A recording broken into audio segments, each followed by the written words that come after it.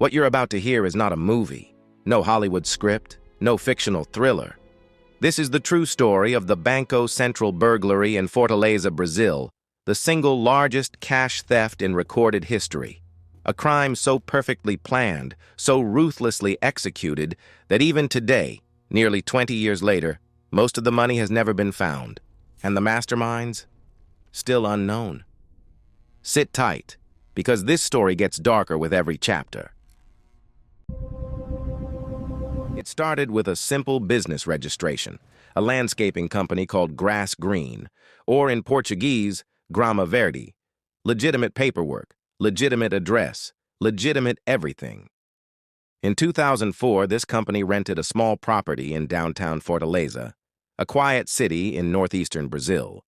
Nothing suspicious, just a modest building about 250 feet from the Banco Central do Brasil, Brazil's central bank. One of the most secure financial institutions in the country. The thieves set up a fake office. They planted actual grass outside. They bought real gardening equipment. They smiled at neighbors. They paid their rent on time. And every single day, while the world went about its business above ground, they dug. Slowly, quietly, patiently. For 3 months straight, a team of at least 25 men worked in rotating shifts, removing dirt by the bucketful. They reinforced the tunnel walls. They installed lighting. They even set up ventilation. This was not a robbery. This was an engineering project. By August 2005, their tunnel was complete. 250 feet long, 4 feet wide, deep enough that no vibration sensor, no camera, no guard above ground could detect a single thing. They were ready. Friday night, August 5th, 2005. The city of Fortaleza was quiet. The bank was closed. The weekend had begun. The team entered the tunnel one final time. But this time, they weren't carrying shovels. They were carrying empty bags. They surfaced directly inside the bank's strong room. Floor 5 of the vault, a room containing container after container of banknotes, old bills scheduled for destruction, bills that were still completely legal tender. You have to understand what $100 million in physical cash looks like. It fills entire rooms.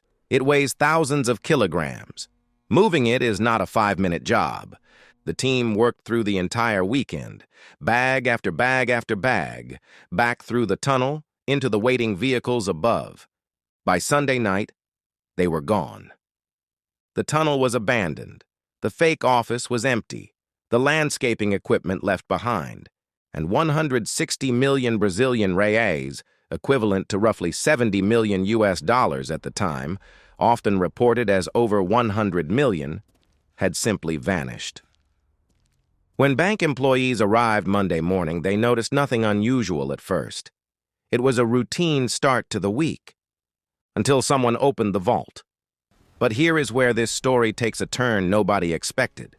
Because what investigators discovered next, hidden in plain sight the entire time, would shake them to their core.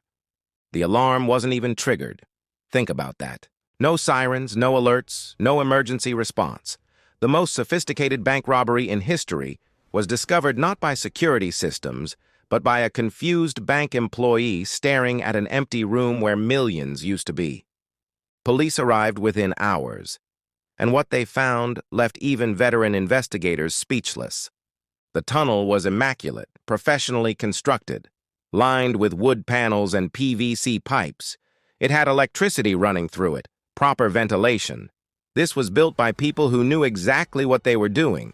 Forensics teams spent days inside. They found tools. They found dirt. They found evidence of weeks of careful labor. What they did not find was a single fingerprint. Not one. The investigation expanded immediately.